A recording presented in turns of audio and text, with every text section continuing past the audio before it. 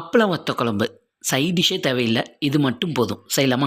இப்போ ஒரு கடாயில் கொஞ்சமாக தேங்காய் எண்ணெய், 1 டீஸ்பூன் கடுகு, 1/4 டீஸ்பூன் வெந்தயம், ஒரு 10 பல்லு பூண்டு போட்டுட்டு ஒரு 4 பச்சை மிளகாயும் கொஞ்சமாக கருவேப்பிலையும் போட்டு நல்லா வதக்கி விட்டுருங்க. பாதி வதங்கினதுக்கப்புறமா நான் வந்து ஒரு 150 கிராம் சின்ன வெங்காயம் இதோட சேர்த்துக்கிறேன். வெங்காயம் பாதி வெந்ததுக்கப்புறமா ஒரு தக்காளி தேவையான அளவு உப்பு சேர்த்து, தக்காளி பாதி வெந்ததுக்கப்புறமா 1/4 டீஸ்பூன் மஞ்சள் தூள், 1/2 டீஸ்பூன் அளவுக்கு மல்லித்தூள், 1/2 டீஸ்பூன் நார்மல் மிளகாத்தூள், 1 டீஸ்பூன் காஷ்மீரி மிளகாத்தூள், ஒரு 10 செகண்ட் வதக்கிட்டு கொஞ்சமாக புளி ஊற வச்சுருக்கேன், அந்த புளி கரைசல் சேர்த்துட்டு கொஞ்சமாக தண்ணியும் ஆட் பண்ணிக்கோங்க. நல்லா கொதிச்சு புளியோட பச்சை வாசனை போனதுக்கப்புறமா ஒரு கப் அளவுக்கு ஃபஸ்ட்டு தேங்காய் பால் திக்கான பால் ஊற்றிட்டு ஒரு கொதி வந்தவனே ஸ்டவ்வை சிம்மில் வச்சுருங்க. அதுக்கப்புறமா நான் அப்பளம் வந்து பொரிச்சு எடுத்து வச்சுருக்கேன். அந்த ஒரு 10 அப்பளத்தை இதோட நான் ஆட் பண்ணிவிட்டு மேலே அப்பளம் கொஞ்சமாக கருவேப்பிலையும் 2 டேபிள் ஸ்பூன் அளவுக்கு தேங்காய் எண்ணெயும் ஊற்றி அடுப்பை சிம்மிலேயே ஒரு 5 நிமிஷம் வச்சுட்டு ஸ்டவ் ஆஃப் பண்ணிடுங்க. சூப்பரான அப்பளம் வத்த குழம்பு ரெடி ஆயிடுச்சு. சுட சுட சாதம் போட்டு இந்த குழம்புல ஒரு ஸ்பூன் போட்டு சாப்பிட்டீங்கன்னா சாப்பாடு சும்மா போய்கிட்டே இருக்கும். வீடியோ பிடிச்சிருந்தா சப்ஸ்கிரைப் பண்ணிடுங்க.